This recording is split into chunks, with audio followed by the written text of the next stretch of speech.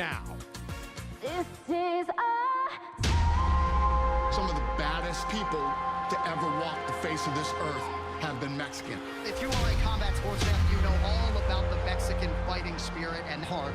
When somebody tells you you fight like a Mexican, it is the biggest compliment you could ever get. No matter what, I'm always here to push shows for you guys, and that's a Mexican heart. Mexican Independence Day. The Sphere is my love letter to the Mexican people and the history of combat in Mexico. We are excited to celebrate Mexican Independence Day at Noche UFC. This is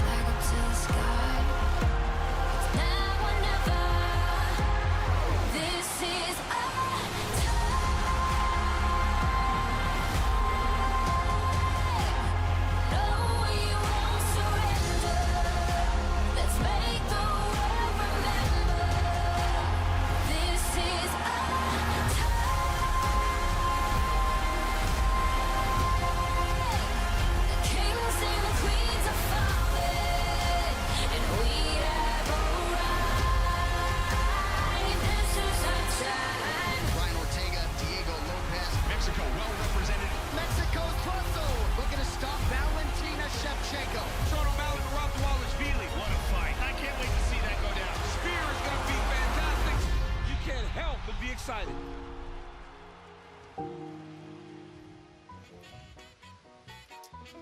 From inside Sphere, Las Vegas, it's a great day to break the internet. Wouldn't you say so, gentlemen? I'm alongside several legends. Chael Sonnen, the UFC Hall of Famer. Dominick Cruz will be in the UFC Hall of Fame eventually. And a legendary Teddy Atlas is on hand with us on a big fight day, as he always is. I'm Brendan Fitzgerald. We're coming to you for 90 minutes right here on YouTube, leading up to the first fight and the broadcast beginning on ESPN Plus for Noche UFC, which is UFC 306. We've got a rooftop crew as well nearby. Gentlemen, let's get opening thoughts, Chael. I mean, from where this sport started to where it is tonight is quite an incredible thing. Crowning moment. I mean, I really feel like that for Dana White and company. And we've had several, from Fight Island to getting into New York to 57,000 live people in Australia. But now here we are. And by the way, I don't know how to attack this, guys. I'm a fight fan. We got a fight going on. But we have a production. We have a special. We have a one-off that's never been done before.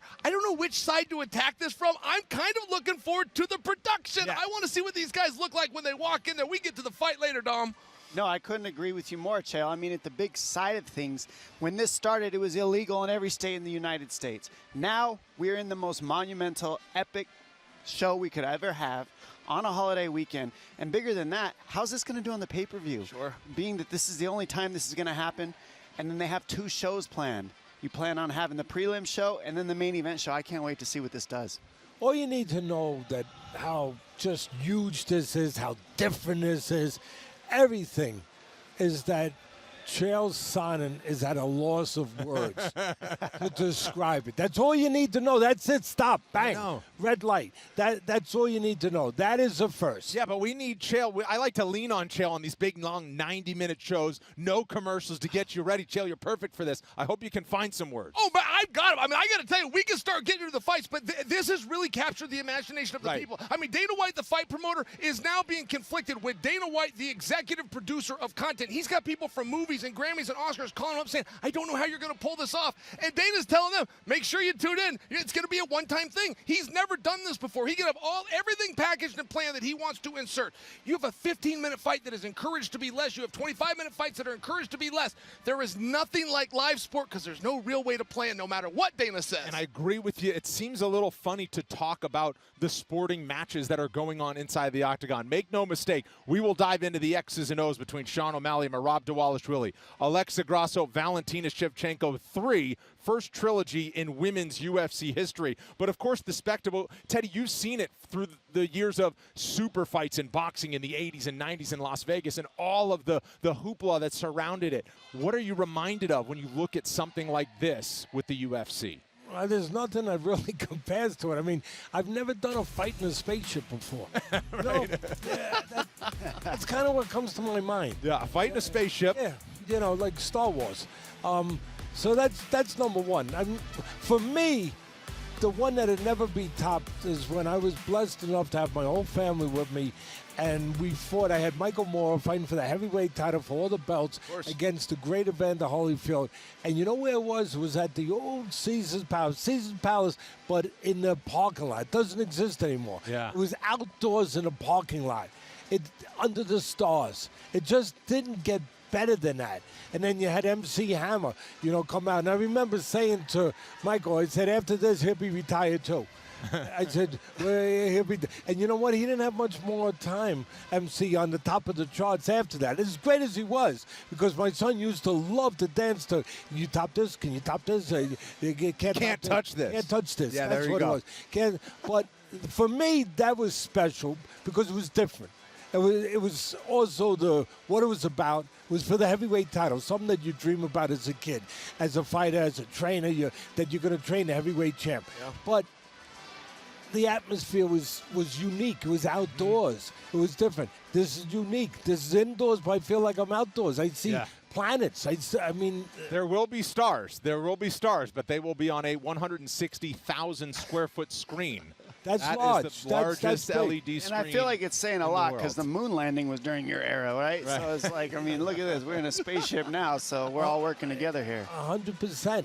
I'm glad you mentioned that. I was walking the Las Vegas Strip the other day, looked at Caesar's Palace, and I remember those sports centers with the presence at the heavyweight title fights that were outside, a fan man, right? And just like the spectacles that those were. And the UFC, I think, is topping that by leaps and bounds. I remember Fan Man. What happened to Fan Man? Did they arrest him? I don't know what happened to Fan Man. Maybe he's on the rooftop of a nearby rooftop Weston parking garage. He took a bad beating that night. Yeah, he did. That was enough. He could have used the headgear more than the kite.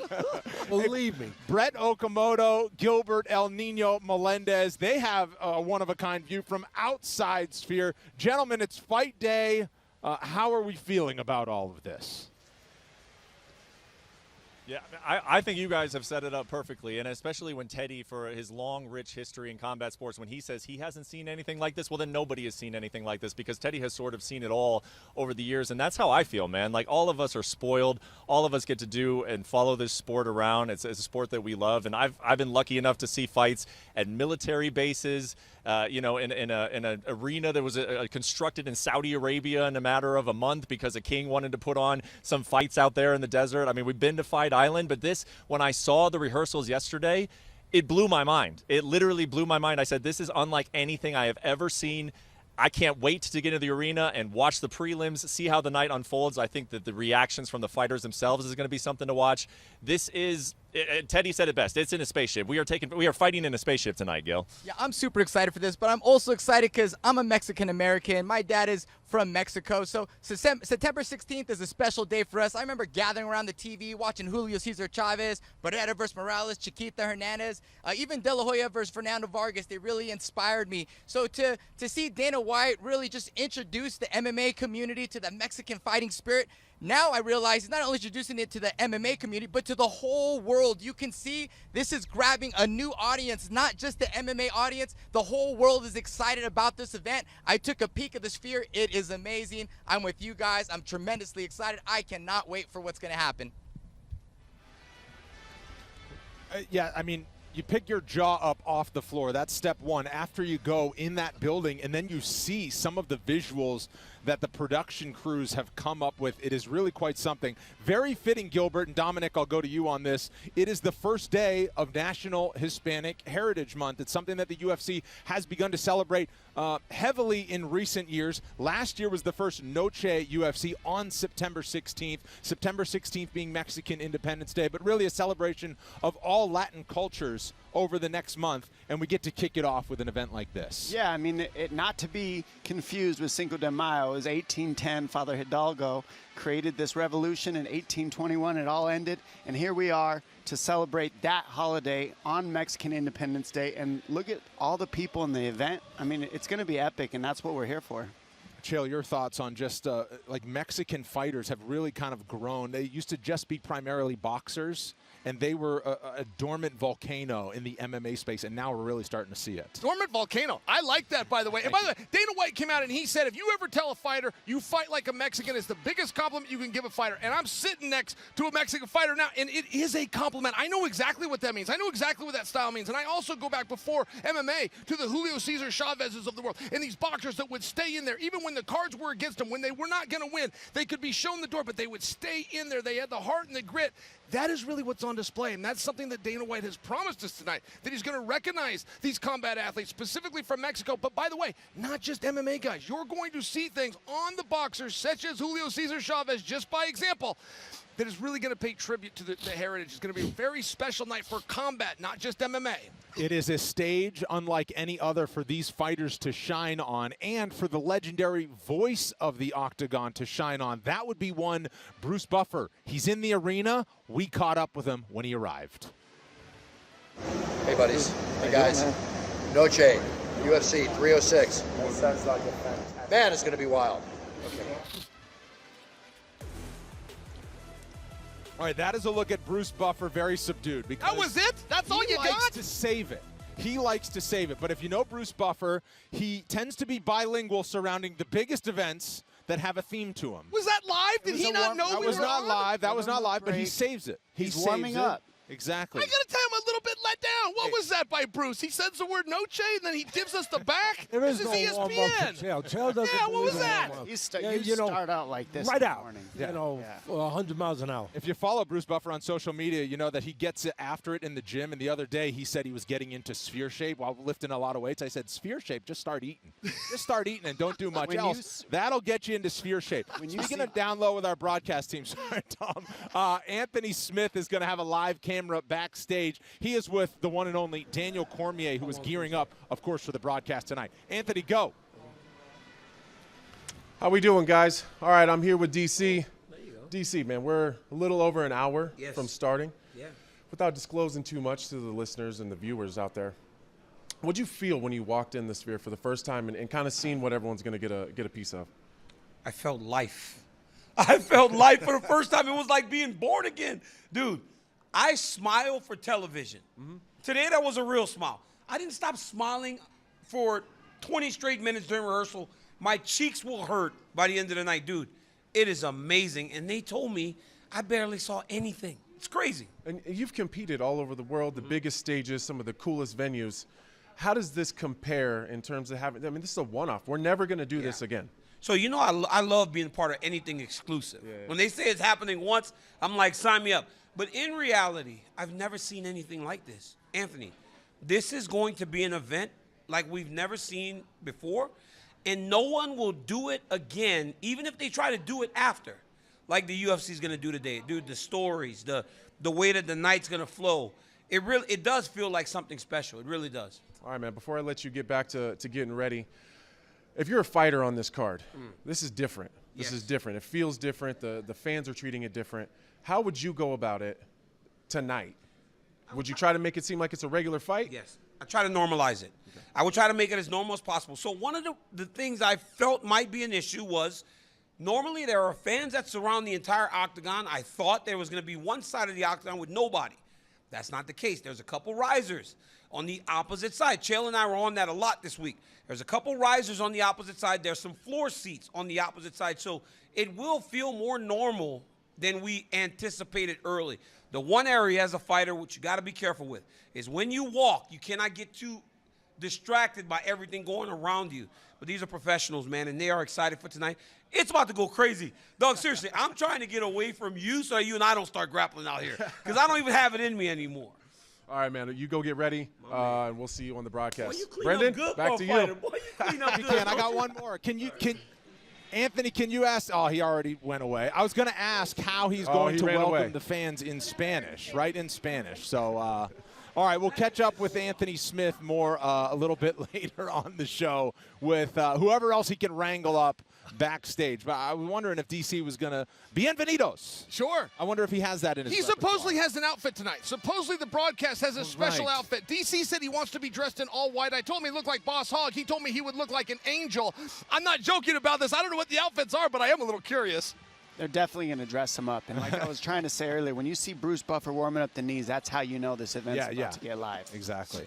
All right, we are actually going to speak about some sporting competition that's going on inside that octagon. That is the genesis of how this event and this spectacle came to be. So let's start with this main event. You taught me just before the show. This kid, Sean O'Malley, he's fighting tonight on pay-per-view. ESPNplus.com/PPV. He's fighting Rob DeWallis, Willie. There's a bantamweight title on the line, and this, without any surroundings, is a huge fight. It just happens to be in the spectacle that is the Sphere. This is the sport's biggest star. He hit a $14.9 million gate at $299 earlier this year in Miami, which is not even the fight capital of the world. Las Vegas is. And I'm only sharing that because he's going to beat his own record tonight. I don't know what the gate is. Dana will announce that after the show, but it's going to surpass $14.2 million. Numbers don't lie. When I tell you he's the biggest star in the sport, that's the data that I'm coming from. But he can also fight. And I got to remind you guys, there's a lot of pressure to that. Like, that might sound cool. That might sound exciting. That might even be something that Sean O'Malley dreamed of as a kid. But when you get put in that moment, it's the old adage, be careful what you ask for because you just might get it. Everything can be too bright at times. And this is the biggest and brightest sporting event ever. Is he ready for it? I think that's going to be a little bit of a question tonight, Dom. Well, I think at the end of the day, once you start feeling this, and Chael, I'm sure you can agree that once you reach a certain level of magnitude of these pay-per-view fights, you kind of can try to make it all the same. For me, I just blur it out. Like DC said, try to put your blinders on, walk through, and make sure you know you did the work. You did the work. You don't need to worry. You don't need to stress. You don't need to make the event bigger than it is. Events are neutral. We're the one that add the meeting to it. And when you're champion, you really learn about that. Teddy, what do you think about the main event matchup tonight? Well, first of all, what these two top fighters are talking about, and they know better than most people, for me in boxing, it's not only about the skill sets and the style you have, it's attached to your temperament. Your style attaches to your temperament. How you go about it, how you feel as a person, how you want to voice yourself, how you want to express yourself. And to Chael's point, I don't think it'll be too big. I don't even think it's a question that it would be too big for O'Malley because his temperament is for this. It's made for this. Other guys know, more serious guys in different ways, more tucked up, buttoned up guys in different ways, more conventional guys. But guys like him, I think that's the air he looks and thrives to breathe. That kind of air, excitement, that craziness, whatever you want to call it. It's attached to his temperament. I mean, how many guys are going to wear that kind of hair? I know that I don't think any of us would. So it's attached to your temperament. As far as what's going on, the physics of what's going on in the ring with that, I've never seen O'Malley, to me, puts on a display of the sweet science. He is. I said it before. If you walked into a room and you said, Teddy, there's a guy fighting over there, and I looked at the monitor, if I didn't notice that he didn't have shoes on, I think I would say, who's that boxer? What's his record? I haven't seen him before. He is that pure of a sweet science guy, that pure of a boxer. And he does it on the outside. He controls range with his legs, and he does two things with his legs. He not only controls range where he helps himself defensively, he sets up offense because he gets guys to be over anxious, to make mistakes, to shoot too fast or to reach too much with their punches where he sets traps where all of a sudden, I got you. He can do that. He can give angles. And when you find a guy who is set on his feet and has to shoot, has to come in, I would think giving angles is going to be a problem because I learned from Anthony Smith, you shoot on a straight line. You don't shoot on angles. Sure. And the other thing that he does so well, there's always different lines of defense. One line is to use your legs. Another line is to block. Another line is to move your head. He moves his head really well. Where if you think you got him in that way and he's got to make a stand, he'll move his head, bang, bang, bang, or move, bang, bang. He'll counter right there. And he knows how to fight tall and long. I've seen guys in my business, they're blessed with those long arms. They don't know how to use them. They don't know how to fight tall and long. He does. He gets full extension on his punches. You don't have to be a master at this like these two guys are. But if you're a guy who has long arms and the other guy don't, and you know how to use it, how's he going to win if he can't touch you? if he can't put his hands on you?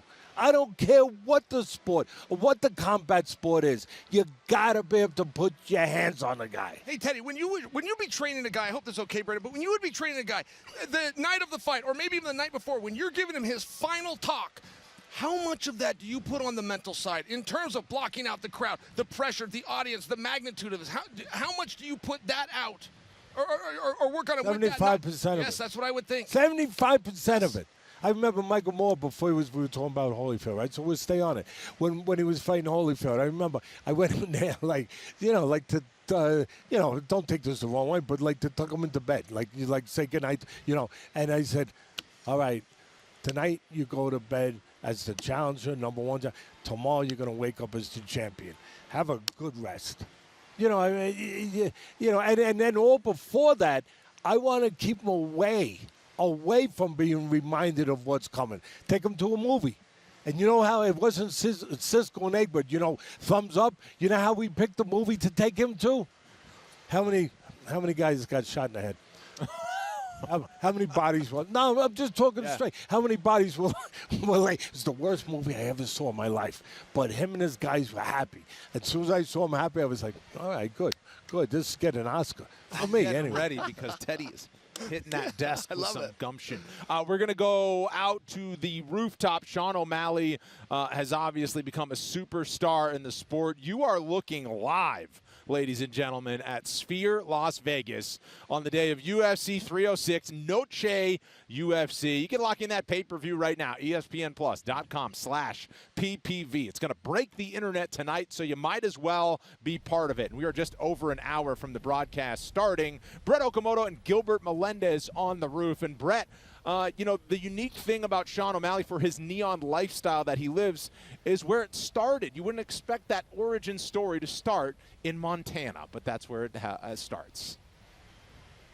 Yeah, exactly, Brendan. I mean, we're talking about the biggest star, as Chael says, in mixed martial arts right now, and just the way that he carries himself, the composure, the fact that he's so comfortable being a superstar. You think this kid's got to be what, from New York, from Miami, from LA. Helena, Montana is where this all began. And since Sean started this journey in the UFC, I've kind of been talking to him about, hey, when you go back to Montana, dude, I would love to go with you. I'd love to see where you come from, where this story began. He doesn't go back all that often, but when he does, it's very meaningful. He went back in May of this year, was gracious enough to let us come along with him in a private jet, no less. Here's how that visit went. First 19 years of my life were obviously in Helena, Montana. That was a whole lifetime ago. I was a super insecure high school kid. So to be able to learn how to fight and be good at fighting, you have like respect from other people. I was knocking people out when I was 16 years old. I was knocking out grown men in kickboxing matches. It really molded me as a fighter. In 2014, Sean O'Malley left his home state for Arizona with nothing more than his Nissan Altima and $2,000. This summer, Sugar got an opportunity to return to his hometown for the first time as both a father and a champion. We'll show you guys around and we'll stomp the ground. Being from Helena was super important for my career because of the confidence it gave me, being able to fight as much as I was able to fight. I could fight a couple times a month in Montana. They didn't have a commission at the time. Me and my dad would just travel around Montana and just go and fight in random places. Welcome home, Sugar Sean O'Malley. Can I show you my house? My old house? Where? My pocket. That's really cool. This is a trip being here. I haven't been back in a while, so took the family back. Elena, my 3-year-old, hadn't never been there, so it was cool to bring her back to see where I was from. Got to go check out the house that I grew up in. It was so different. Elena, it's where your daddy grew up. It's where I grew up. It was weird seeing a different family live in a house that I grew up in, because it kind of felt like it was still my house. It was a trip being back, but it was like a sad, somber feeling, like being there knowing it's not our house anymore. We moved in, they built it when I was like 3 years old, so I grew up in that house. Another reason for Sugar's trip was a promotional meet and greet at a local gas station, which gave him another opportunity to revisit his former life through his Helena fan base. We're at the new Town Pump on North Montana Avenue. One of the main guys from Town Pump got a hold of me a month ago, and said, I know it's not going to happen, but is there any chance Sean can come here for a grand opening back to his hometown? And I called Sean, asked him, and he's like, absolutely. I haven't been there in a long time. I'd love to come back to Helena. I stopped doing meet and greets a while ago, made an exception for Helena. Coming back here, being able to see all the people and for them to see him, it's a pretty special thing. Meeting the fans felt like I was just meeting younger versions of me. I would have been that kid standing in line if there was someone from Helena that had made it and they came back. So it was like taking pictures with my younger selves.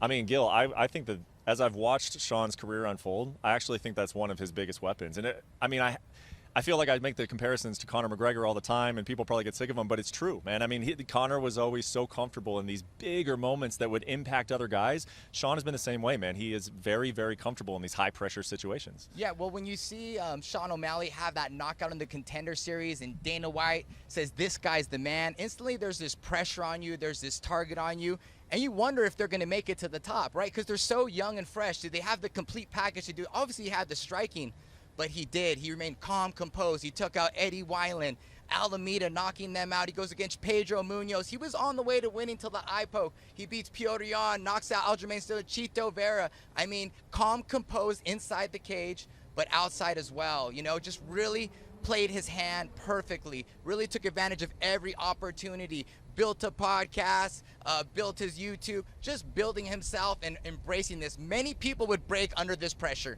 And his career has been really interesting to watch unfold because, you know, maybe it's the hair, maybe it's the fact that, you know, he's got the striking and we haven't seen the wrestling play out as much as some people, I guess, would like. So maybe they've questioned if he hasn't been a well-rounded fighter. But I feel like he's had doubts. I feel like people were like, oh, when he gets in the top 10, that's when he's going to be exposed. When he fights Piotr Jan, that's when he's going to get exposed. When he fights Aljamain Sterling, even as a champion, you know, he's coming in and people are like, Merab Dvalishvili has the style to beat him. Do you look at Sean O'Malley and think that guy could be a long-reigning champion? Or do you think that, like, it's just because, you know, there's something about him that doesn't scream that he's going to be here for the whole time? No, I think he has the it factor, right? You know, and Dana White, kudos to him to knowing how to bet on that right horse, right? I'm a believer now. I'm a believer of him managing this distance. I'm a believer of his patience. He's a sniper. His power is unforgiving. He has something special that you cannot replicate in training. And again, it's the mental in fighting. Calm, cool, collect in the cage. Calm, cool, collect outside. He's never angry. He's never mad. And I just really love his personality and attitude. He's not malicious. He's not soft-spoken. He is who he is. He's unapologetic about it. It shows in the cage. They say you're a lot like how you fight. He is calm, cool, confident, doesn't care, isn't fazed by anyone. That is powerful inside that octagon. Yeah, well, I'll tell you what, when we were in his living room there in Helena, he told me that when he was a young kid, he wanted to be an NFL player. He watched NFL Sundays and said, man, I want that. I want to be running out on the field. I want all eyes on me. He wanted to be a superstar. And he said that that's something that does kind of set him apart. You have to want to be a star, and he has wanted to be a star from the moment he came in. And now we are closing in on an hour away. Brendan, I'll throw it back to you to see what's going on inside the Sphere, an hour away from the prelims at UFC Noche. This final 60 minutes before the broadcast begins, a live look at Sphere, Las Vegas, ahead of Noche UFC. And 1 hour from now, when the card begins, it will feature the youngest fighter on the UFC roster, Raul Rosas Jr., El Nino Problema. He makes the walk for his 5th UFC fight as a teenager. He won on Dana White's Contender Series as a 17-year-old. Fought several times as an 18-year-old. He turns 20 next month. But how about that? He takes on Aoriqi Long from China, who is got experience on his side. He's got 31 pro fights to his name, and he'll look to play spoiler early in the night when he takes on Raul Rosas Jr. Back to Anthony Lionheart-Smith, who was with the one and only John Anik, who leads our broadcast coverage tonight. Thank you, too. Hey, Kerry. Thanks, Fitz. All right, John, we're backstage. We're about an hour away from the broadcast. We're right here where the fighters are going to walk out. What did you feel when you first walked into the bowl and you kind of seen what everyone's going to be able to experience? You're giving me chills just asking me the question, and it's always good to chat with an elite fighter like my man Anthony Lionheart-Smith. Him interviewing me, this is kind of special, but this is a live event without a comp. You know, I don't have any comp for this show. It's the most sophisticated show I've ever been assigned. It's the most writing I've ever done for television, but the aesthetic is unlike anything that I have ever seen before. And this marriage of our sport and art in this way, I think has the potential to elevate the entire professional sports game. Certainly is going to elevate our sport here tonight. I can't effing wait! I think everyone knows your preparation and how serious you take this, how much professional you are. What kind of undertaking has it been? Because you're kind of in charge of this entire broadcast. You're the captain, essentially. You're moving the pacing, and everything comes behind you. So what has been the undertaking of just preparing for this? It's really a different preparation challenge than any other UFC pay-per-view, and a lot of people have said, oh, come on, man, you only have 20 fighters compared to 28. I can assure you we have made up that gap in other areas of the preparation. I was here for 8 hours Thursday and Friday rehearsing.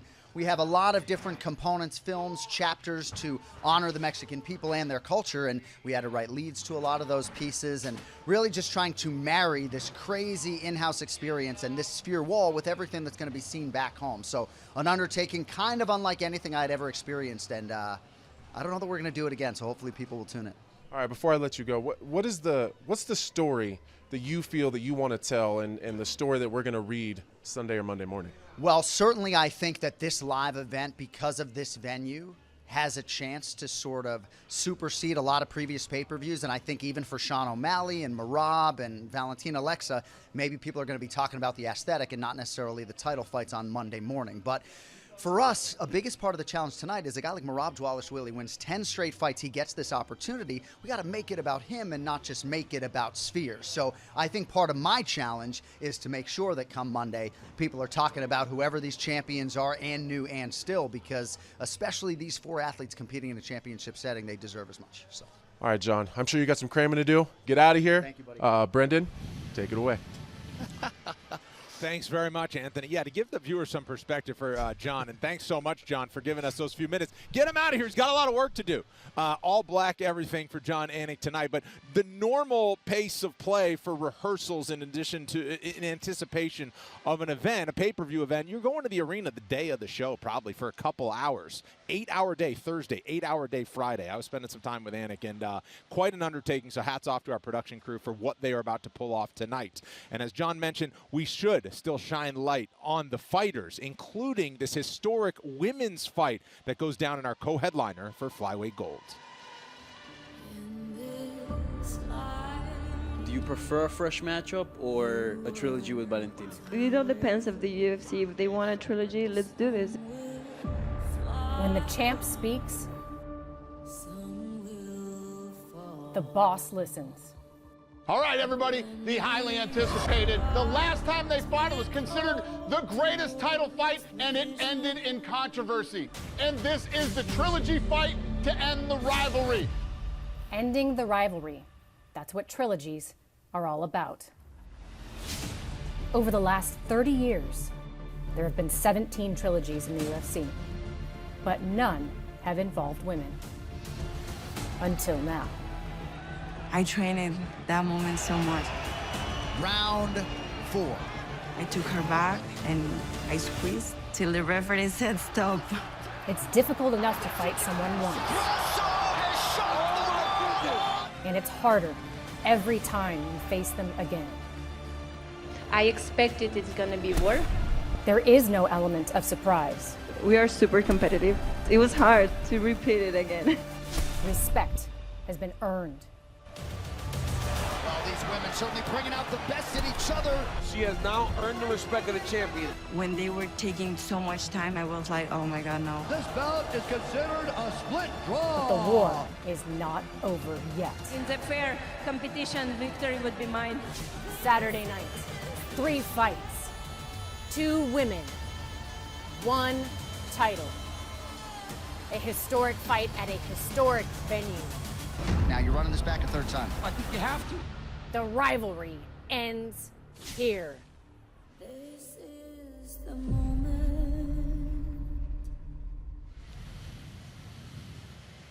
There you go. 1 year ago was when they fought to a draw because of a 10-8 scorecard in round 5 that kept the title in the hands of Alexa Grasso. Now, as they renew acquaintances tonight, well, it is with that flyweight belt on the line. Chael Sonnen, Dominick Cruz, Teddy Atlas with me. Brendan Fitzgerald bringing you up to the start of UFC 306, Noche UFC. The fans are now in the building.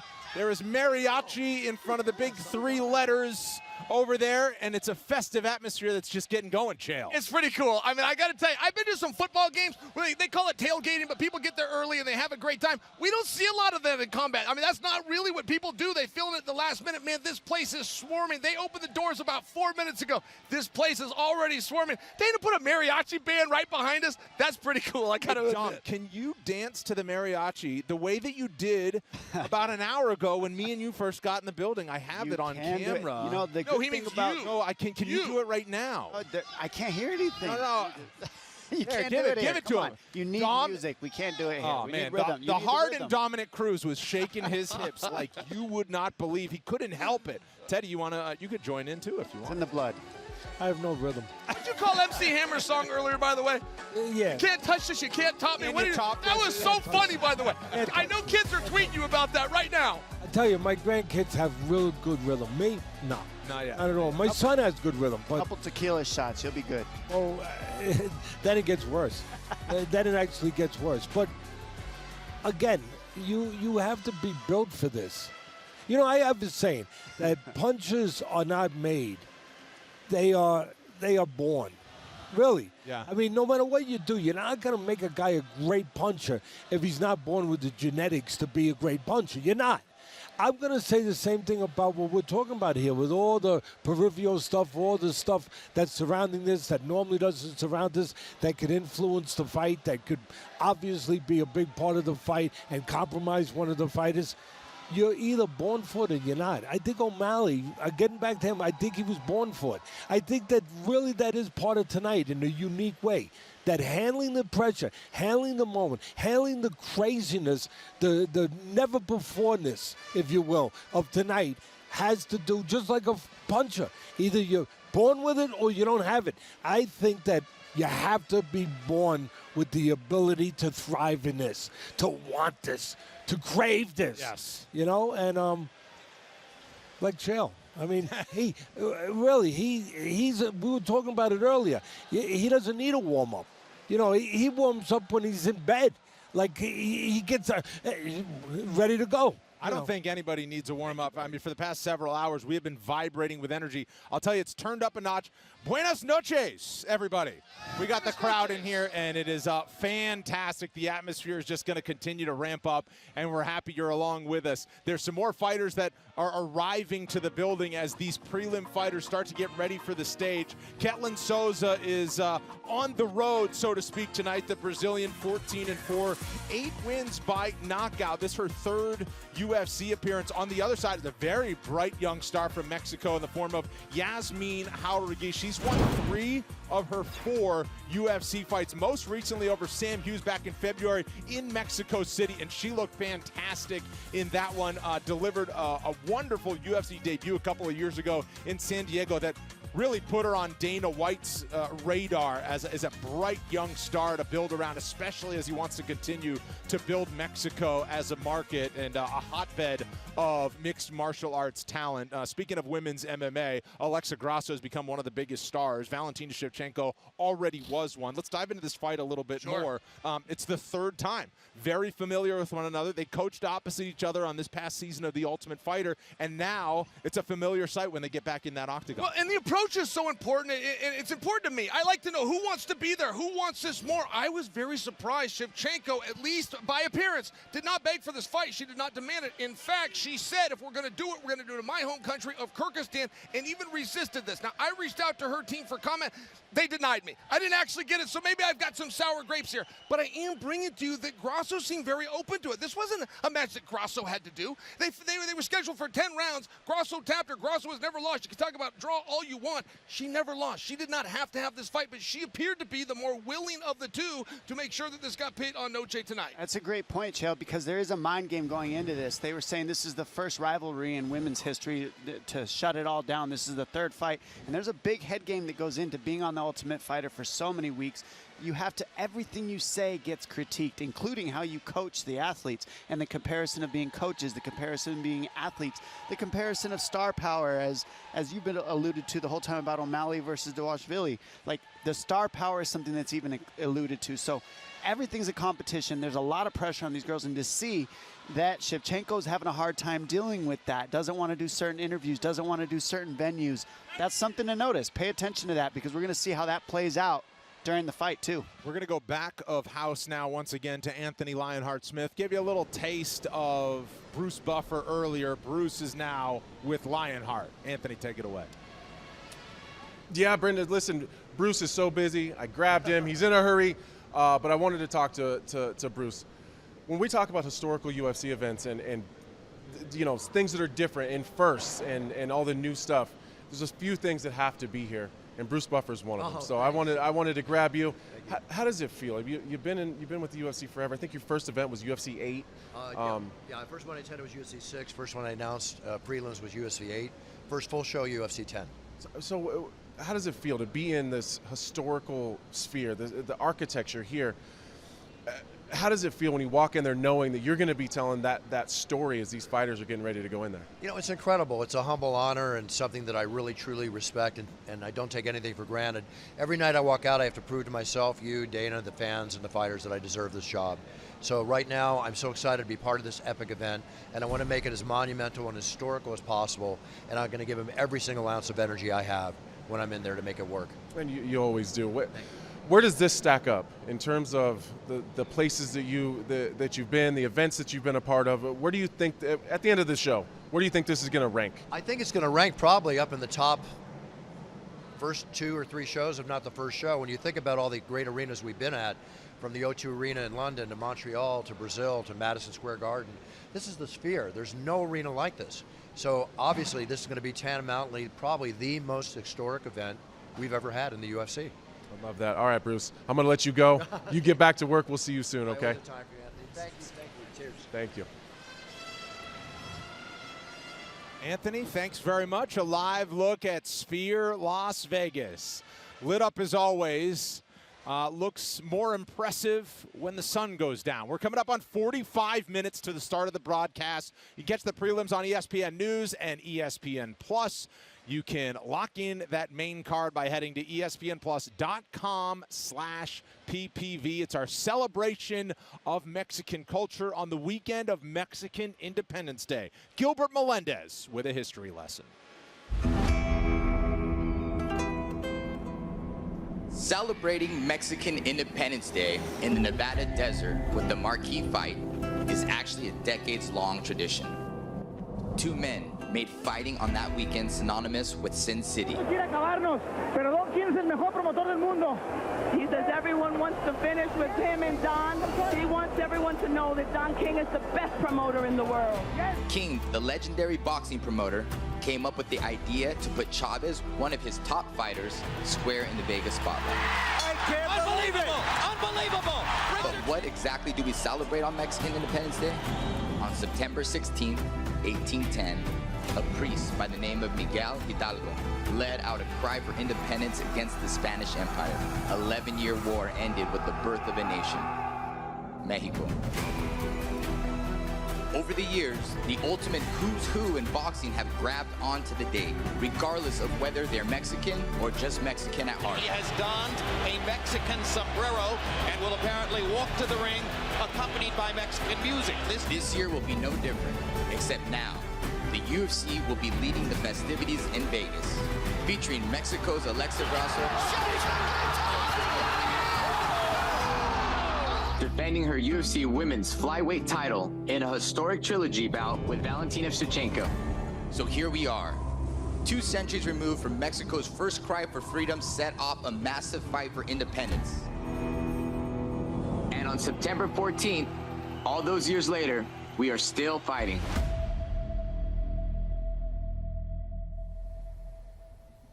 Well, thank you very much, Professor Gil Melendez. Very nice work, and the voiceover work on that package, absolutely outstanding. And you know what?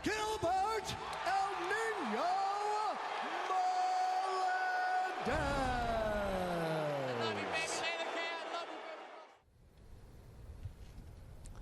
Well, I think those highlights showed exactly what you were just saying, Gilbert, is that you could have basically taken the third round off and chilled. You could have ran, circled the fence for 5 minutes. You went and stood toe-to-toe with Diego-Lopes, and that's what made the fight so epic. A good idea?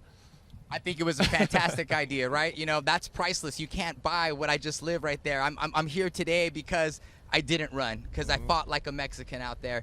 And again, what a privilege to be able to sit here and say I'm a representative of what that is, on such a special day. But there's so many great Mexican warriors out there. Again, they've arisen. And shout out to Diego Sanchez. It takes two to tango out there. That guy's an animal, a true Mexican warrior as well. And we have our moments. We're in the history books forever because of it. And that's all I got to say, man. And I hope we inspire some of that next generation. I was inspired by Tito Ortiz. I was inspired by him and the Mexican American. I was inspired by the Mexican boxers out there. So it's just really passing the torch and great to be here to be a part of this magical event. Well, it's not something that we make up. I mean, there's a long history of Mexican fighters just willing to bite down on their mouthpiece and do what we just saw in that package. So we're going to see a lot of that tonight because, again, up and down this card at UFC Noche. Now we are only 40 minutes away from the prelims to start here in Las Vegas. And with that, I will send it back to the crew who are inside the Sphere right now. Brendan? Thank you very much, Gilbert Melendez. Hats off forever for that epic fight. Chael Sonnen, Dominick Cruz on hand. The fans are here. Can I hear you if you're excited for Noche UFC? We got pink wigs back here. We got pink wigs over there. What an atmosphere this is. Anybody a fan of Dominick Cruz here? Anybody a fan of Dominick Cruz in the house? I am. I'll take that. Dominick Cruz has been doing it for so long. We're going to take you all the way back to 2009 for a little bit more Mexican fighting spirit, Dom. And your fight, the first one with Joseph Benavidez, WEC in the blue canvas. Anybody watch MMA on a blue canvas in the WEC? The second fight, Dom, the second fight that you had with Joe. This was a war back then, and this is when the sport's still building. The division had not been made in the UFC yet. 135 pounds was just in the building here, and me versus Benavidez was one of them. We had fought twice, fought the whole team for many years. It's an honor to be able to be showcased here on this show with all these fighters tonight for Noche. I mean, it's a humbling experience to get to be here. Chael, what an atmosphere. It just keeps ramping up. I was at that fight, by the way. Dom versus really? Joseph B. Yeah, I love when Joe B gets a little shine because I feel like sometimes he gets forget about the history of that division. 135 and 125 is not where it is today without Joseph B. All right, you're somewhere else. What are you looking at? I'm taking in the atmosphere. Can they hear you? I'm such a ham. Oh, they can hear you. All right. I'm such a ham that I just, when we have this environment, like you said, it's like a college game day, right? And you don't get it a lot in combat sports, but we have it. So I like to live in it. Do your thing. Do your thing. No, that's very Pat McAfee-esque of you, Oh, my God. I Don't like even that. get me started. I meant it as a compliment. I'm such a wannabe of Pat McAfee. I was promised something by air that I would have time to tell my side of the Ortega-Lopes story. Can I do that now? Please do it right now. Okay. We're just about to get into Diego-Lopes, Brian Ortega, third from the top, a featured bout tonight. Possibly the most underpromoted fight of 2024. I personally believe somebody was worried they couldn't get this fight to the ring. Now, it missed out on June 29th, International Fight Weekend, 3 a.m. in the morning, day of weigh-ins. Brian Ortega's team, in fact, Tishi Goshen specifically calls over to the Lopez camp and says, we can't make 145, we're doing it at 155, or we're going home. Lopez says, okay, fine. They make the weight at 55. Ortega still can't make the walk the next day. You insert Ige. Ige's at 165 pounds, and in that fight, which Lopez won, he started to fatigue just a little bit. I felt like a narrative, a false and unfair narrative, that Lopez's conditioning wasn't up to pace. Excuse me. He fought at 3 different weights, all within a 2-day period. I got to remind you that. You take on a bigger guy, you get tired a little bit faster. Let's get us to tonight. T-City, who was a 2.5-to-1 underdog. Dominic, are you hearing what I'm saying? T-City was a 2.5-to-1 underdog. He's ranked number 3. Lopez is ranked number 13, and the lines makers are certain that Ortega's best days are behind him. That has moved in the last 72 hours. This went to a -150 to a +120, which, by the way, is darn near even money, and that is a lot of ground to close. This is what many people are talking about. This is many people have their eyes squarely on this. They're even talking about this could be the last time Diego Lopes has to fight a contenders match, and he could go right from 13 to a number one position. I'm a little light on that idea, but I'm telling you the backstory, and Ortega might be done at 145. He's talking about going up to 155. He's thrown out names like the winner of Chandler versus Oliveira. There is a lot on this contest, but above everything else, we had a community 2.5 to 1 underdog that said that's wrong. We still believe in T-City, and speaking of believing in T-City, I'm one of those guys. I do not think this is a foregone conclusion for Lopes like many others do. Tom, your thoughts on this matchup? I mean, I don't know if I could talk as much as Chael, but I will tell you this. Got time. One thing about Ortega that people are sleeping on are his hands. He has much better stand-up than people will really give credit, I promise. It's smoother. He's in and out very fast. He uses his kicks to set that up. It's not going to be just some grappling match or two guys who can't strike that are going in there to grapple. It's going to be two guys. One guy who's going to force grappling. Diego Lopes never takes a step back. He bullies his way into every position. But Brian Ortega has a gift where he can slide in and out. He can move finesse-like into every position. It's just a different style, and it's a clash of styles. And I do believe Diego Lopes has some experience to be gained. And in this fight with Brian Ortega, we're going to find out how good he can actually be. Because not only does Diego Lopes match Brian Ortega's energy on the ground, but we got to see how good his stand-up really is. He's knocked some people out. He's got a ton of knockouts to his name.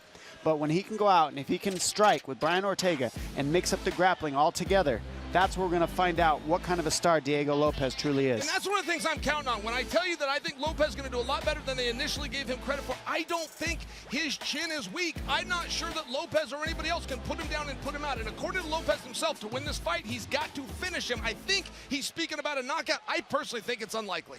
I'm wondering about the crowd reaction to both of these fighters. Diego Lopes is Brazilian, but he has been a longtime teammate of Alexa Grasso. He's got a gym in Mexico. He lives and trains in Mexico. Brian Ortega from Los Angeles, very proud of his Mexican heritage. Whose side is the crowd going to be on? I'm interested to see, and of course it's a compelling matchup, and perhaps it's Diego Lopes' ticket to really be in that conversation for a featherweight title shot. Back to the rooftop, Brett Okamoto, Gilbert Melendez. I mean, this is a bout that's kind of gone in the weeds, gentlemen, because Sphere, Mexican Independence Day, Sean O'Malley, the trilogy between Shevchenko and Grasso. This is an epic fight that we were looking forward to this summer. We have patiently waited for it, and now it has an amazing stage tonight. Yeah, it's so true. With everything going on, with the Sphere behind us, I mean, in a normal circumstance, we would be talking a lot about Brian Ortega, Diego Lopes, and so we should give it some time here because, you know, you're just talking about those fights that show the Mexican spirit. This might be the one the entire night that ends up showing that because you kind of forget about it, but earlier in Brian Ortega's career, he was almost sort of the guy who had the reputation that would take some shots but then come back and win the fight, finish the fight. Both these guys have incredible finishing ability. Your thoughts on what we're going to see tonight in this 145-pound fight between these two guys? Yeah, Brian Ortega's shown he can be that aggressive fighter. He can push forward. He walked through some heavy strikes against Yair Rodriguez, finally got to the chin, was able to take him down and break him with that willpower. But we've also seen Brian Ortega play the perimeter, use his kicks, pick his opponents apart. I believe we need to see that Brian Ortega, one that's trying to take those big punches away from Diego Lopes, because Diego Lopes punches, they are brutal. It's that valet tudo mixed with Mexican fighting, throwing big hooks, followed by giant flying knees, and it is ferocious. Though, those big strikes are kind of hard to sustain for 15 minutes straight. Now, against Dan Ige, I thought maybe he faded a little bit there. But what I'm most excited is with the grappling with these two. I hope they grapple each other. Sometimes you get two wrestlers, two grapples, they don't lock up. But this is the Mexican fighting spirit, not only for striking, but for grappling. And I don't think these guys are going to back down from grappling exchanges. So look for them to look for their chances to roll to knee bar, slap on Kimuras, jump to guillotine chokes. And what's also unique about these two, they're actually better at jiu-jitsu off their backs. So I don't know if you want to take down your opponent. I remember Brian Ortega took down Yair Rodriguez and hurt his arm there, but more comfortable sometimes on the back are these gentlemen. Are they going to want to be on top, or it's going to be an interesting matchup? I haven't really picked a winner yet on this one. This was the hardest one to pick, but I do agree this is going to be the banger of the night because Diego Lopes, he goes forward. He steps on the gas pedal. He's an exciting fighter. Mexican fighting spirit with that valetudo. Vanderlei Silva, man, this is going to be a recipe for probably the best MMA fight of the night, I believe. I agree so much, man. I think this is going to be 15 minutes where we do not get a break, and there's going to be no rest. You can't kind of wrestle one of these guys and take a little break because they are both so dangerous. There she is again. You're going to be seeing her all night. The Sphere in Las Vegas. That is the outside, but we're going to toss it back down to the desk in the inside with Mauricio Pedroza, who's going to give us a little bit more of an idea of what we're going to see tonight. Thank you, guys. Good to be here. I'm joined by one of the greatest Mexican actors in history, Gael Garcia Bernal, joining us inside the Sphere on set. It's great to talk to you. It feels nice talking to you in English, as we've spoken before in Spanish many times, Gael. How are you? Man, very good. Very happy to be here, and thank you for the introduction of talking about the story. I think it's the history of acting, because I think it's because of the beard, no? I thought you were playing a character for another movie or something like that. Kung Fu Master. Kung Fu Master. Yeah. It's great to have you here. We know about what the fans are going to see in between matches. Yeah. It's a film, and they're going to be hearing your voice. You're voicing these films. Just describe what it was for you when you were introduced with the idea and what it means to have Mexico represented in an event like this. I was really surprised when I was invited to do it, but especially overly surprised when I saw what it was about, because there are these clips that are going to show in between the fights, and they tell a very optimistic, thorough, and kind of poetic story of Mexico and its relationship with combat sports. And where it comes from. You know, we always talk about this resilience that Mexicans have. We always talk about how resistant we are, how we have a great jaw. You know, we're good at aguantar. We don't go down easy. We don't go down easy. No, we don't go down easy. But at the same time, we're very good at finding the body. No, yeah. So it tells that story in a kind of a poetic way, related to the history of Mexico, and it's some beautiful clips that Carlos Lopez Estrada directed. And they're wonderful. You will see them. It's beautiful. And here in the Sphere, it's going to be amazing how they're going to look. While you were voicing the films, was there something in particular that you said, this is gonna create some emotions in the fans? Was there something in special? I was very moved. And you know, something that moves you means that it's going to resonate with a lot of people as well. I was very moved by talking in this optimistic sense about Mexico's future, about what comes next, you know, and about what we have to do in order to achieve a sense of social justice, and through fighting, but not literally, you know, but through keeping on surviving, you know, and keep on trying to make things better. So I was very moved by it. And speaking of combat sports, Gael also stars in the upcoming Hulu series, La Máquina. I've seen a couple of episodes already. I'll let you guide us through it, but for now, why don't we take a look at this trailer? It's also going to be very exciting. La Máquina on Hulu. Check it out. Échale. Damas y caballeros, presentamos con orgullo la vida del pugilista mexicano Esteban La Máquina Osuna. Hay revancha, papá. ¿Cuánto tiempo? En 12 semanas le partes la madre. ¿Está ahí medio gordito? Sí llegas, güey. No, ándale, en 2 semanas te parto la madre y luego le parto la madre al Protasiol.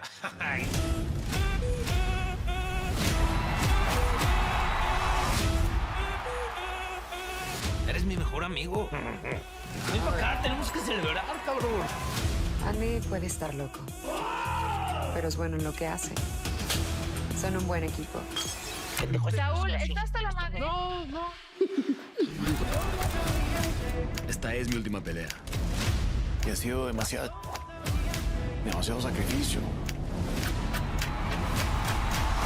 Algo más grande está en juego, más que el box. Una más. Hacer historia, cabrón. Vamos. Habla quién me habla. Bueno. ¿Quién habla? A Esteban le toca perder. Estaremos en contacto.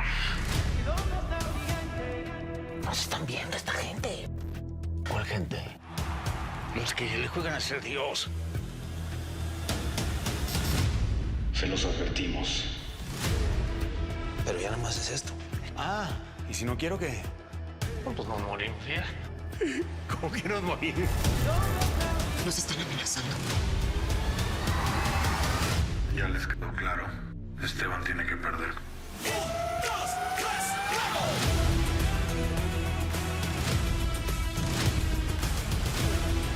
No solo lo digo por mí, sino por mi familia. Hijo, ya tienes que soltarlo. Es mi mejor amigo. Y si nos va a cargarla, pues que nos cargue juntos. ¡Es su madre! ¿Cuál es la máquina? Es la máquina. ¿Hagamos una selfie?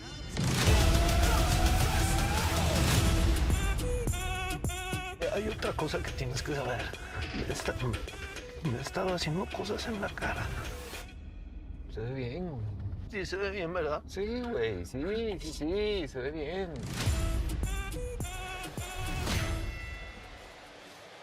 And I'm so happy to be joined now by one of the other greatest Mexican actors in history, Diego Luna, joining us on our set Inside the Sphere. Was that good enough? That was good enough. Yeah, thank you so much. So first thing I have to ask is, I follow your career. When I was just a little child, I watched your films and I grew up going, it has to be really awesome working with your best friend. But it's been 14 years that you guys were not on screen together. Is that right?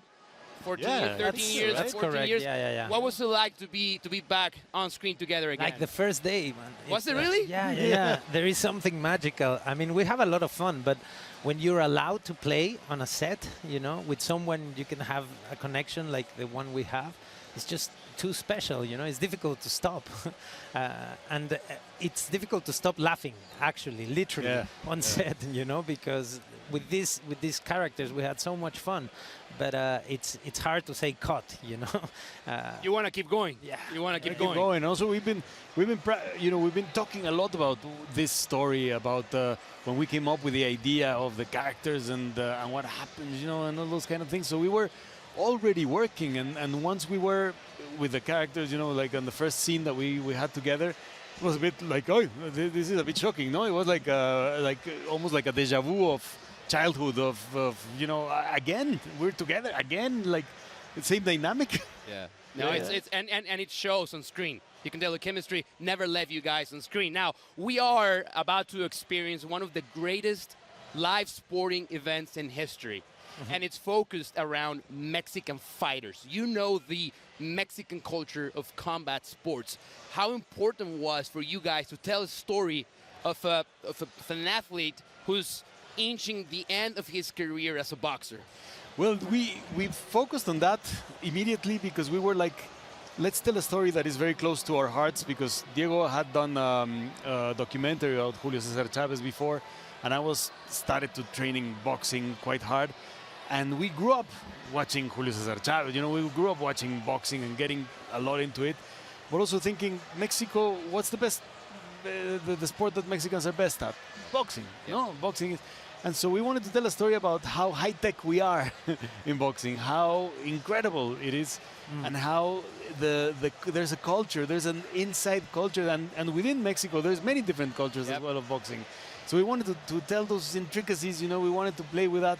And whilst doing it and whilst practicing and whilst thinking about it, a lot of this, of the whole culture of boxing inspired us. You played a boxer. I'm sure you went through some training for that, but you play a manager. Yeah. And the physical changes are astonishing. I know makeup artists do a great job, but no. This was there someone in particular that you got inspiration from to play that character? So many.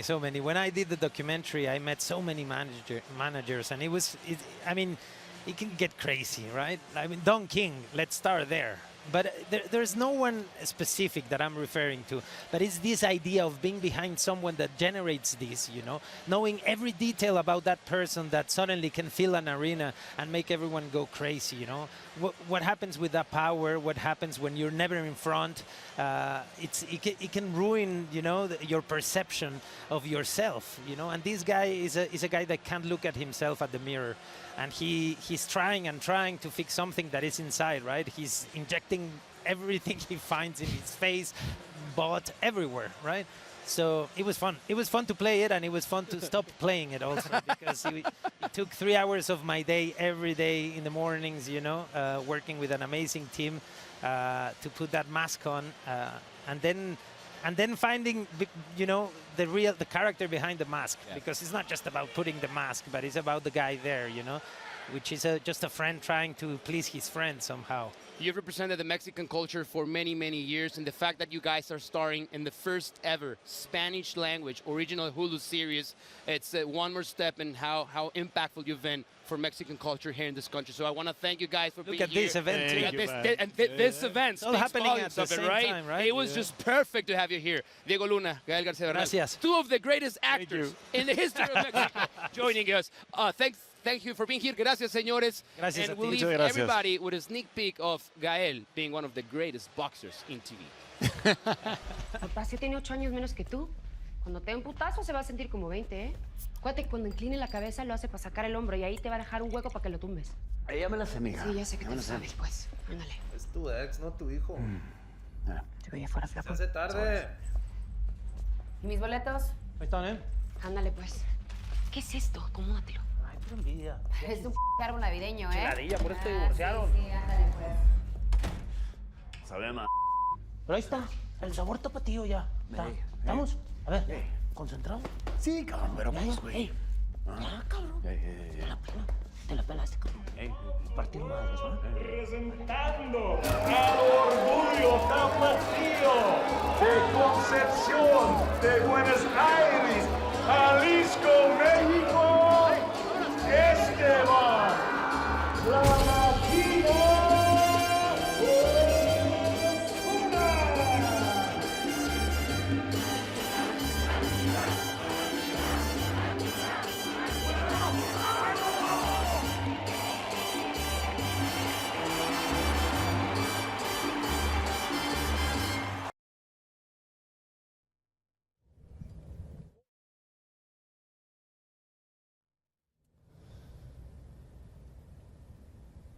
I mean, what a night, dude. We're sitting here talking about virtual worlds and the outside of spheres, and now we're the Hollywood actors stopping by to talk about movies here.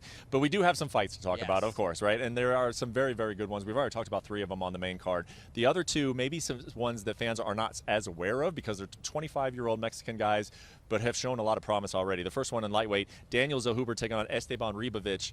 Zellhuber has looked very, very good since the Contender, but both these guys from Contender Series, what are you expecting out of this lightweight fight? I'm expecting a great fight. Ribovic is going to press forward, just like Zellhuber's last opponent. Zellhuber has that Mexican matador style. He's long. He's called the Golden Boy. He has a great jab, like the old Golden Boy, Oscar De La Hoya. Pops straight punches, long from the outside, big kicks. But most importantly, when his opponents start pressuring forward, he knows how to lock them up. He knows how to get the tight clinch. He knows how to drop knees to the body and chip away. And as soon as he cuts down the tree, he starts staying in the pocket, showing his boxing, slipping, rolling, showing his boxing. But Ribovic, he is the tank. He presses forward, just like the last opponent, Prada. Throws big hooks, attacks the legs. He's going to be in the face of Zellhuber. So this is a big test for Zellhuber. But Zellhuber, man, he is a special kid. He has the charm. He has the intelligence. He has the length. He has the tenacity. He also has the Mexican fighting spirit, but he does it a little bit prettier out there. Yeah. He does have a little bit of a pretty fighting style, you're right, but both these guys just fight mean. I'm excited to see that lightweight fight. The other one we got to talk about is Ronaldo Rodriguez taking on Ode Osborne. It's not every day that you see 2 guys get into a heated exchange when they do not speak the same language, but that happened at the press conference. Ronaldo Rodriguez is just a guy who is just very fiery, very entertaining. It's a supremely important fight for Osborne, who has been on a bit of a skid. What do you think about this fight at flyweight? Yeah, though Rodriguez is very outspoken here, he's very calm, cool, and composed in the octagon.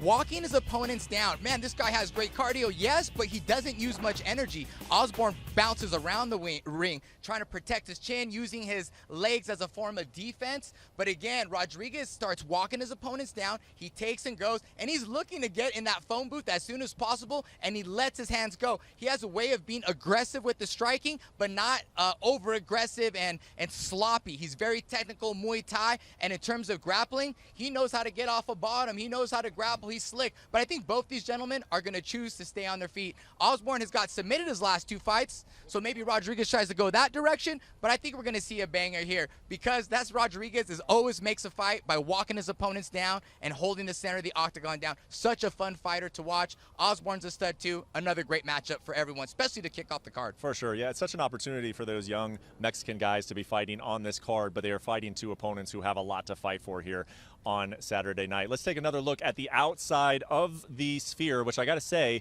a lot of attention will be obviously on the inside of the sphere, but this thing can take live feeds. This thing can show real action. I mean, I'm very excited to see what the UFC does with the outside of the sphere tonight. We're only 15 minutes away from the prelims. Let's send it back inside to the sphere, 15 minutes away from the prelims. Thanks very much, Brett. Great job out there. And yeah, I'm interested to see what it looks like from the outside as well. From the inside, it looks pretty festive. Carlos Lopez Estrada is with me. Carlos, welcome back to the set. Nice to see you again. I'm part of the creative leadership for what we're about to see inside tonight during the main card. The film is For Mexico for All Time. Yes. And they basically, UFC came to you and said, we're going to do something on the biggest screen that exists on the planet, and we want you to tell the story of Mexico. I mean, what kind of a challenge is that? Oh, in every way. I mean, first of all, how can you possibly tell the story of Mexico in 10 minutes or less? Right. Then how do you learn to tell stories in this screen?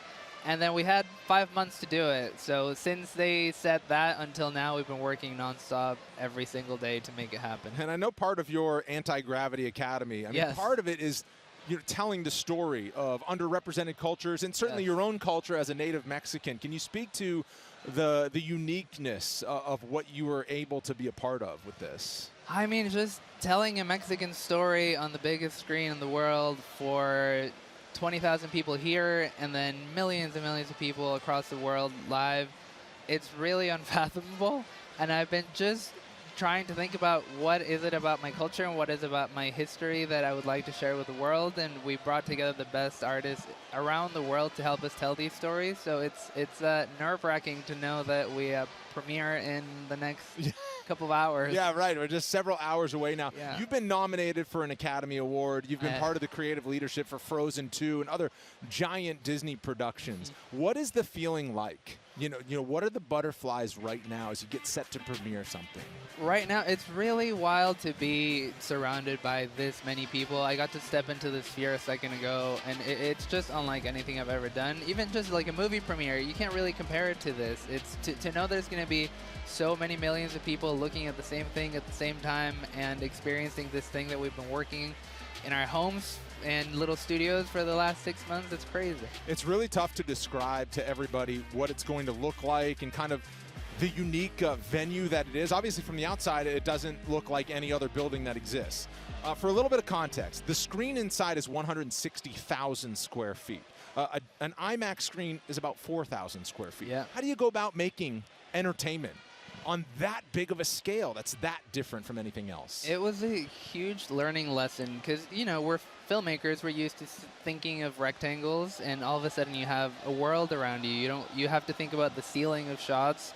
You have 270 degrees. Your periphery, it's unlike anything. So the movement of the shots, the way you're editing, you can't really do a close-up because in a close-up, normally you just see a face. But this, you see a face and then you see the entire world around it. So you really have to reinvent all of it. Well, I know it's going to hit it out of the park. I mean, I've seen just a couple of chapters of what you're able to come up with, and it's just one of those things. It's quite jaw-dropping, and then, from a sensory perspective, it kind of makes you move a little bit because it looks like the world's falling down, or it looks like you're zooming through a tunnel. And just hats off to you. Applaud your whole staff and your leadership on this project. I can't wait for the team to see it. And I want to give a shout-out to my producer, Valley Bush, who's over there, and who really made this happen. Excellent. Carlos Lopez Estrada, thank you so much. Thanks for having me. And a hat tip to our entire team that brought in an all-star cast to make this all possible and make the show what it is. That's on the main card tonight, ESPNplus.com/PPV. You don't want to miss it. 12 minutes until the broadcast begins. Best bets for how it's going to go at the betting window. Joe Fortenbaugh, Ian Parker on the rooftop. Boys. Yes, sir. 12 minutes indeed. So let's get in a little bit of gambling advice before we start these prelims. And since we're going to be going to the prelims here imminently, Ian, we know that you like to provide a pick on every single fight on the card. So why don't you walk us through the prelims that we're about to watch on ESPN+. The people ask, we got to give them our leans. Yes. We got to go through the whole thing top to bottom. So we're going to start with Irene Aldana and Norma Dumont. I absolutely love Norma Dumont in this spot. If you want to get a little greedy, do it by decision. Manuel Torres, he won every single fight so far by round 1, by a finish. So why not go over 1.5 rounds? He's fighting someone Ignacio Bahamondes. Good reach, good distance, step up in competition. Yasmin Uruguay, big favorite. We're going to take her by decision at -175. My favorite dog of the night in Charez. Josh Van, love the guy, but coming off a knockout loss a month ago. Charez is tough. And then Mr. Chihuahuas himself by submission at -170 instead of -1,300. Let's go. I love it. Dana White said he spent $20 million on this event, but we're going to be making money during the UFC Noche prelims. We got Joe Fortenbaugh up here with us as well. Best bet for you, Joe. Anything on the card? What has caught your eye? Brian Ortega, Diego Lopez, inside the distance. It will not reach the cards. It's -130, but when you talk about a Brian Ortega path to victory, what does that look like? 7 of his 8 wins in the UFC have come inside the distance, and if Lopez is going to get in trouble, most people believe he's going to get caught by something Ortega throws his way. Now, on the other side of the equation, what does an Ortega loss look like? Well, it looked like he had a little bit of trouble making weight on the scales. 145 has been difficult. It's why he wants to move up to 155. 33 years old, injury history. Lopez presses him early. I think this fight, either way, is going to end inside the distance. I love it. Well, obviously, there's so much to like about the entire evening. One of those things, though, is that tight odds in the main and co-main. 2 very competitive fights. Give me your pick for the co-main event. Ian first. I'm going with the sugar one. I think Sean O'Malley co-main is a first. superstar. Co-main first? Oh, co-main first. We'll get to the main. We'll get to the main. Spoiler alert. I'll give a really good analysis. I got so excited. Sean O'Malley gets me there. For the co-main event, I'm going that this fight goes a distance. If you want to go over 4.5, you're going to pay a pretty penny. But if you want to spend a little bit less, I think this is going bell to bell. Valentina made a few mistakes. The difference, I can't see her making another one. I think this is going to be a really competitive fight. I'm going to side with Shevchenko here. Was -1,200 in the first fight, was -225 in the second fight. Now you're getting her at plus money. In the 9 rounds they fought up until this point, she's won 5 of them on the cards. If she wins that second fight, if we don't get that 10-8 card in the 5th round, and this is 1-1, this isn't the price. So I see Shevchenko having some value here. All right, so big drama here. A lot of suspense. Who is Ian going for in the main event? I have no idea. Where are you going on the main event? We're going Marab. No, I'm kidding. We're going to go Sugar Sean. I was trying to say it quickly because the line keeps jumping. Sean O'Malley is at like +100. I look better than Sean with that hair. Let's be honest here. I should rock that look. What do you mean, have you seen that mustache? Look, I like Sugar Sean here for Marab. He has to fight a perfect fight for 25 minutes. He's been rocked in the first round of every fight. He's had to recover against Sean O'Malley with that length, that sniper-like striking. I think we're going to hear and still. Joe, main event. I see it the other way. We talked about this a little bit yesterday, right? 3 weeks ago is when the O'Malley money started coming in. Marab opens as a -155 favorite. O'Malley takes money for about 2 weeks. He swings to a -130 favorite. And then today, it was nothing but Marab money that was coming in early and often. Remember, O'Malley's one of the most popular fighters in UFC. The public's going to side with him. If the money's coming in on Marab, that is not public money. That is professional money. The overtaking money here as well. What's the prevailing wisdom? If this fight, this is really throwing me off. But it does. My wife would probably prefer this version. Yeah. My wife would definitely prefer this version than the normal version she gets to see. Back to the issue at hand. Marab, right around -110 right now. That's what I'd be playing. All right. Thank you so much for the insight, guys. Hopefully we gave you a little bit of advice, gambling advice for this UFC Noche card. The fans are going into the building. We are under 10 minutes. I'm about to just start running over to the Sphere because I want to get inside that thing as well. Throw it back to you guys at the desk. We are not far away from UFC prelims. All right, well done, gentlemen. And that's the bettor's take on the predictions for what's going to go down. Chael Sonnen, Dominick Cruz, Teddy Atlas on hand. We're taking you right up to the broadcast start, which, as Brett said, just under 10 minutes away. I'm Brendan Fitzgerald. We're going to get predictions now. We'll start with the co-main event. Anthony Smith is back of house with a live microphone. Anthony Smith, we got the trilogy. It's the first ever trilogy in women's UFC history. I want to know who you think wins it. Yeah, like Brett said, the people are filing in. The energy is crazy high here, and there's a lot of Alexa Grasso fans, myself included. So I'm definitely going with Alexa Grasso. I like the power. I like her boxing. And I think the Valentina Shevchenko, I'm not saying that she's falling off, but she's not evolving as fast as Alexa Grasso. I suspect that Alexa's probably been the one that's grown more since their last fight. Chael, Your turn. Grasso has proven physically that she's better, but mentally, I also think she's in a better place. I think that Grasso is hungrier, and I don't know that I've ever said that about a champion before, but Valentina isn't your regular challenger. She's a former champion. She's had more experiences, more fights, and more rounds, and I just don't know that she wants it as bad. I believe the champion is actually the hungrier of the two and the better of the two. I take Grasso. I'm going to go with Grasso on this one, too. I think that the mental game is just after winning the title, losing the title, winning the title, losing the title, going back and forth in this whole game of things. I think Grasso is able to keep together, and I think she gets the win. I love you guys, and obviously you know so much more than me when it comes to UFC, MMA, but I'm going with the boxer. For me, Valentina is the boxer. You know, very similar to O'Malley. She has to win on the outside. If she can keep it on the outside, be disciplined enough to, you know, keep it. She can handle herself on the mat, but keep it a striking game as much as she can. Control the outside. Use that jab. She's got a great jab. Use those long arms. Make it an outside sort of fight. I think that she can do.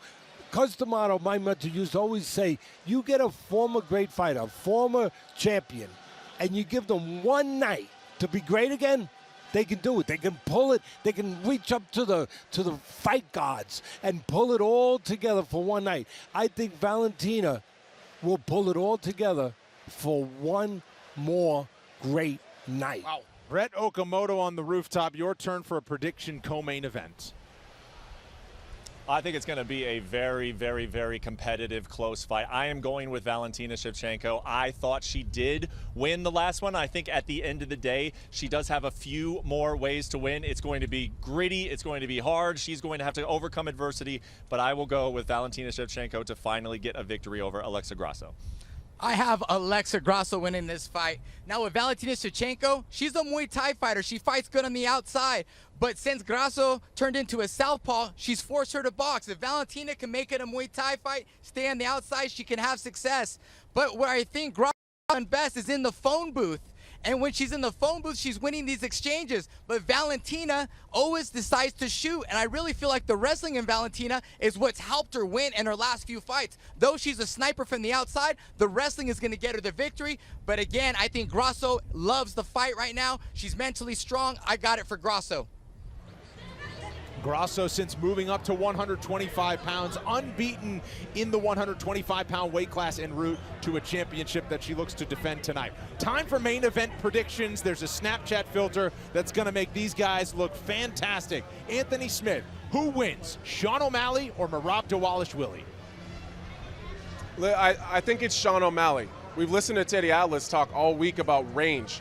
I think that that's going to be the sticking point of this entire fight. I don't know that O'Malley's a better wrestler than Merab, but I do know that he's better at managing range. I don't know that Merab's going to be able to get into a range where he can successfully wrestle. I think that Merab's style, that come forward, a lot of grit, a lot of heart and determination, it's going to make it tough, but it's also going to bring the fight to Sean O'Malley, and I don't think that that's going to be successful for Merab. So I am sticking with Sean O'Malley. Chael? Sean O'Malley, he's got to slow him down. I mean, there is an intangible, but it's a great intangible, which is pace. If you can get outworked, you can lose fights. Merab has that ability, but Sean has got to slow him down. I think he will. I think he's going to go shots to the body, shots to the head, real slow, pick his parts, combinations, not full of power, full of speed. Going to wear him down. Sean O'Malley keeps his belt. I got to go with Sean O'Malley on this one, and the reason is footwork and movement. He can create a mirage in front of himself where he makes you think he's in front, but he's actually got a longer space from the place that he creates the mirage. I think Dvalishvili's going to go for that mirage and get caught on his way into that space. You can have the greatest engine in the world, and Merab's got maybe the greatest engine in the world, the greatest motor, keeps going. But if you can't get out of the garage, what good is it? I never seen anyone win a race in the driveway. Never.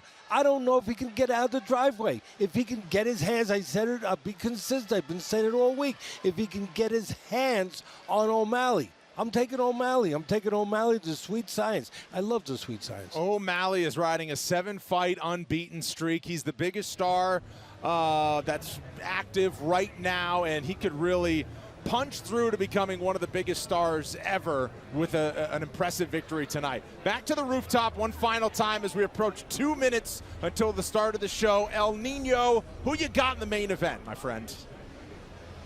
I have Sugar Sean O'Malley. Now, Merab, he has a variety of variations of takedown, so he's going to press the takedown. He has had one thing to really work on. How do I get my head offline? How do I block these punches? How do I close the distance to get to the legs, to get to the body of Sean O'Malley? That's the one thing he's been working on this whole fight. But this is what Sean O'Malley's been doing his whole career, being a sniper, being patient, luring people in, and putting them out. I believe Sean O'Malley has the skill, the calm, composure to get it done. Sean O'Malley knocks out Merab. Brett, go ahead.